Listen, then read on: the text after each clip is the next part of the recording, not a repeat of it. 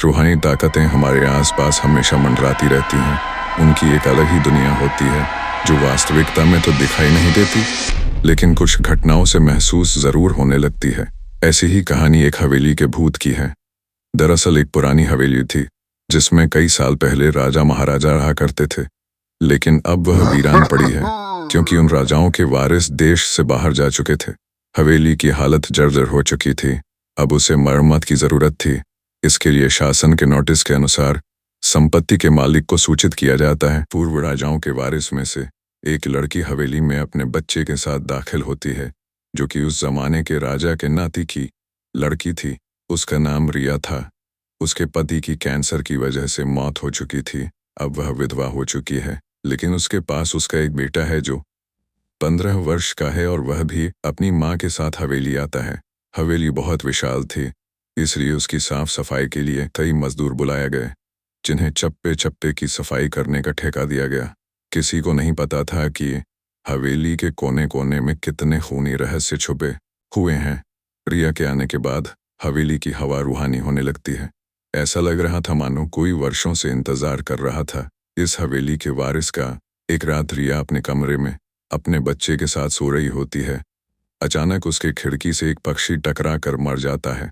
ये घटना अपने आप में असामान्य थी। पक्षी टकराते ही रिया की नींद खुल जाती है और जब वह लाइट जलाकर देखती है तो डर से चीखने लगती है, क्योंकि उस कमरे की खिड़की से एक पक्षी फंसा हुआ था और उसके शरीर से फोम की बूंदें फर्श पर गिर रही थी। नजारा इतना भयावह था कि वह अपने बच्चे को उठाना नहीं चाहती थी, लेकिन रिया हिम्मत करके उस पक्षी को खिड़की से बाहर फेंक देती है। लेकिन इसके बाद उसे रात भर नींद नहीं आती और वह सुबह तक जागती रहती है। दरअसल वह जानना चाहती थी कि यह किसी की शरारत तो नहीं। सुबह होते ही वह अपने यहाँ काम कर रहे मजदूरों से जाकर कहती है कि रात को मेरे कमरे की खिड़की पर कोई पक्षी आकर टकराया था और तुरंत मर गया। क्या तुम लोगों में से किसी ने यह हरकत की है?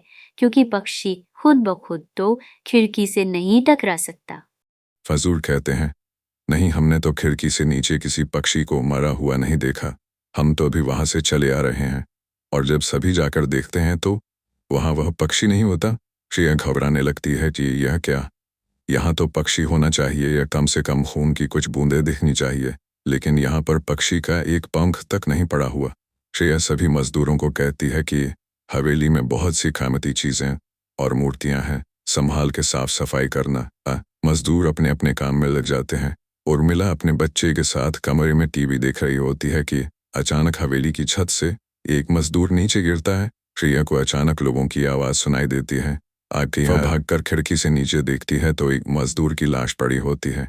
उर्मिला कमरे से नीचे आती है और इसके गिरने का कारण पूछती है। लोगों के जवाब अलग अलग होते हैं। कोई कह रहा होता है कि इसने खुद आत्महत्या की है और कोई कह रहा था कि यह गलती से गिर गया है।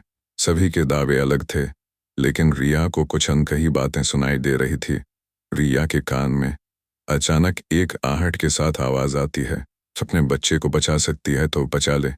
रिया यह वाक्य सुनते ही अपने कमरे की तरफ भागने लगती है, क्योंकि कमरे में उसका बच्चा अकेला टीवी देख रहा होता है। जैसे ही रिया कमरे में पहुंचती है तो उसका बेटा खिड़की से कूदने वाला ही होता है कि रिया उसका पैर पकड़ लेती है और वह खिड़की से लटक जाता है। रिया पूरी ताकत से उसे ऊपर खींचती है, लेकिन बच्चा फिर भी कूदने की जिद कर रहा होता है। रिया किसी कदर अपने बच्चे को काबू में करती है और कमरे के बाहर आ जाती है और वह मजदूरों से पूछती है। तभी एक बूढ़ा मजदूर रिया से कहता है, बेटी, ज्यादा जानना हो तो अपने पूर्वजों की कहानी पढ़ो, तभी तुम्हें इस हवेली का इतिहास पता चलेगा। इस हवेली की कहानी की किताब इसी गांव के सरपंच के घर में रखी होती है, जो कि बहुत साल पहले मर चुके थे, लेकिन अब भी उनके बेटों के पास वह किताब मौजूद थी। श्रेया सरपंच के घर पहुंचती है और किताब ले लेती है। किताब पढ़ते ही उसे पता चलता है कि इस हवेली में एक नौकर नौकरानी भी थे, जिनके बीच में बहुत प्यार था और वह कई सालों से हवेली की सेवा कर रहे थे। लेकिन एक बार रानी के शाही गहने चोरी हो गए और उसके शंका में राजा ने नौकरानी को चोरी की सजा दी और उसे जिंदा दफना दिया गया। उसके गम में उसके पति ने भी अपनी जान दे दी और उसके 1 महीने बाद ही उस राजा ने अपनी ही तलवार अपने गले में घुसेड़कर आत्महत्या कर ली।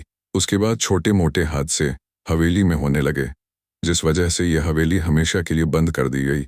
कई सालों के बाद वहां कोई आया है, जिससे वहां रहने वाली आत्माओं को मौका मिल गया फिर से बदला लेने का।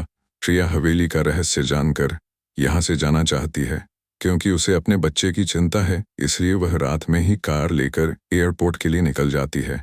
अचानक रास्ते में उसकी कार का एक्सीडेंट हो जाता है और कार पलटकर उल्टा हो जाती है, लेकिन दोनों को कोई नुकसान नहीं होता। प्रिया अपने बच्चे को बाहर निकाल लेती है और सुनसान सड़क पर भागने लगती है। रास्ते में उसे एक कार आते दिखाई देती है और कार रोकने के लिए रिया सड़क के बीच में खड़ी हो जाती है और अपनी मदद के लिए चिल्लाने लगती है। तभी अचानक कार वाला आकर कार का ब्रेक लगा देता है। रिया पास जाकर देखती है तो उसकी हिम्मत बढ़ जाती है, क्योंकि यह एक पुलिस ऑफिसर होता है। रिया हड़बड़ाहट में उसे अपनी बात कहती है और रोने लगती है। पुलिस ऑफिसर उन्हें अपनी गाड़ी में बैठने को कहते हैं और रोड में जाने लगते हैं। रास्ते में एक बूढ़ा सड़क पर जा रहा होता है और इनकी कार के सामने आते ही रोड पर गिर जाता है। पुलिस ऑफिसर गाड़ी से उतरकर उस व्यक्ति को देखते हैं। बूढ़ा व्यक्ति बेहोश हो चुका था। पुलिस ऑफिसर उसे गोद में उठाकर अपनी गाड़ी में पीछे बैठा देता है और अस्पताल के लिए चलने लगते हैं। अचानक उस बूढ़े व्यक्ति का हाथ पीछे से पुलिस ऑफिसर की गर्दन तक पहुंच जाता है। पुलिस ऑफिसर छटपटाने लगते हैं और अचानक गाड़ी का ब्रेक लगा देते हैं। सिलेंडर कम होने की वजह से कार वहीं खड़ी हो जाती है और ऑफिसर अपनी गन निकालकर बूढ़े की तरफ निशाना लगाकर गोली चला देता है। बूढ़े की सर में गोली लगने से भी उसकी जान नहीं जाती है। रिया और पुलिस ऑफिसर दोनों समझ चुके थे कि यह कोई भूत है। भूत को देखते ही रिया अपने बच्चों को लेकर बाहर निकल जाती है और इसी बीच पुलिस ऑफिसर भूत की पकड़ से अपने आप को छुड़ाने में कामयाब हो जाते हैं। पुलिस ऑफिसर के बाहर निकलते ही तीनों बाहर रोड से भागने लगते हैं और कुछ देर भागते हुए उन्हें सड़क के किनारे जगमगाती लाइट्स दिख रही होती है।